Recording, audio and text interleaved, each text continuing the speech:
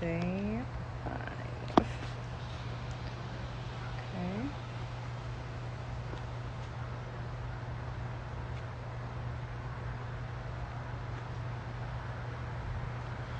Hi, y'all. Sorry, I got a phone call. A Purpose-Driven Life, Day 5. We are in here. Okay, just let a couple more people join. But not to worry if you're joining late. If you can't stay, I will be posting this to my Instagram TV so that you guys can continue to watch it however you so may wish. So, let's get started. So, today is day 5 for you guys of the Purpose-Driven Life Challenge. I read my day 5 yesterday and reflected on it for a full 24 hours before giving you guys a review.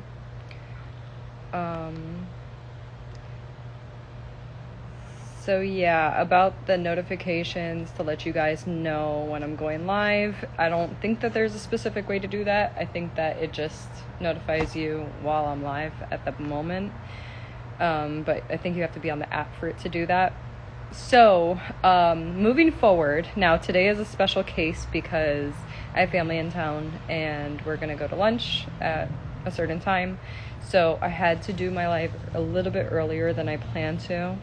But moving forward, I'm planning on going on live every day at 12:30 p.m. and that'll be Eastern time. So, I did put out a poll to see if that was a good time for everybody, and the majority of people said yes.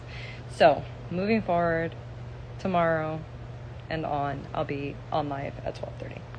Okay, so let's go ahead and get started on the chapter and what I thought about it. So today's, day 5's chapter is called Seeing Life from God's View. So the chapter kind of goes into different views of life, and what the views of life, or the Christian view of life is and or should be. So they said that there's like let me start with the quotes. So it says, what is your life? What do you think your life is? And 2, we don't see things as they are, we see them as we are, which is one of the quotes that I've actually used for, I think, one of my pictures as a caption, because I'm very big on shadow work. When I was in psychology, that was one of my things that I was most interested in. I believe that shadow work can teach you a lot about yourself. And shadow work is basically looking at how you view other things around you and seeing how it's actually determining how you feel about yourself. So there's a defense mechanism called reconnecting. Okay, so there's a defense mechanism called projection. And oftentimes when people treat you a certain way, my connection sucks. Sorry. Okay. So when people treat you a certain way, usually it's a look at in the mirror for them of how they feel about themselves. So if maybe some people have some hostility towards you, it might be because you remind them of their traits that hold them back from getting to where they want to be or whatever, so they're taking it out on you. But anyways, I found that quote to be very similar to projection. So, the way that you see your life shapes your life.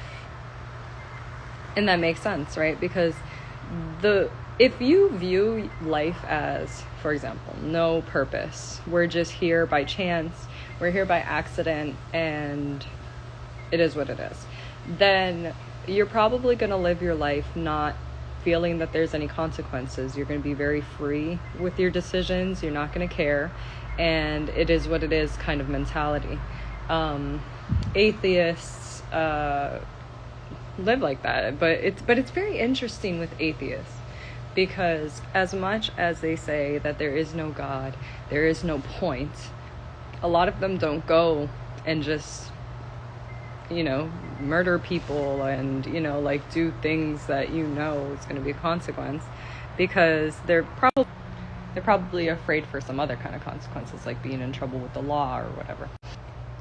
But people that are Christian or people that are religious have a self-law or a governing law, not even really a self-law, but it's a moral law that keeps them in line with the actual government laws.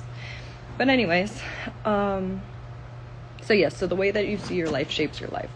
So that's why it's very important to have a purpose, because imagine if the way that you see your life and you see your purpose as nothing, then chances are you're going to live your life according to that. So if you live your life with more of a goal-oriented direction, then chances are you'll be more in the route of reaching towards your vision.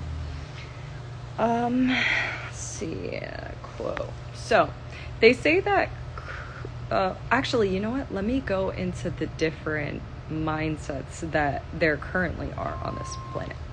So the first mindset is materialism. So materialism obviously is living for material things. So I am having this job because I want to be able to afford a house. I want to be able to afford a car. I want to be able to afford a watch. I want to be able to afford whatever it is. Materialism. I'm working and I'm living in order to have material items. That's what I live for. And then they have hedonism, which is living for pleasure. So I have this job because I want to be able to go on vacation, and I want to be able to party, and I want to be able to do anything that gives me pleasure. So that's hedonism. Whereas, usually with both of those, it's like the pursuit of pleasure is never satisfied. The pursuit of materialism is never satisfied, because we're really not meant to be sufficient on those things. Those aren't deep enough. That's very surface. Then there's pragmatism. So that's like, whatever works for you, go ahead and do it. This is mostly like a no plan, but as long as it seems right, as long as I'm not getting punished for it, then I must be on the right track. So pragmatism. So the example that they used for pragmatism, as intense as this is going to sound, is Hitler. Hitler was using pragmatism. It seemed right to him to go kill off a certain a certain type race of people, all the Jews, whoever wasn't blonde hair and blue eyes. And just because there wasn't consequences for him while he was doing it doesn't mean that there wasn't consequences later. So, then there's naturalism. So naturalism is more of like an atheist perspective. There is no God. If God doesn't exist and doesn't matter, then you don't matter. So that's the problem with naturalism.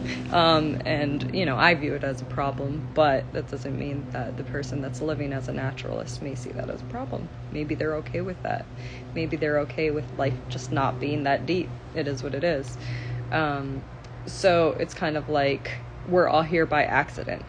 So with that mentality, it's kind of like, let's say that you lose somebody to a senseless killing, then that shouldn't matter, because either way, it was an accident. We're all here by chance, so it's not like we were here to serve a purpose anyway, right?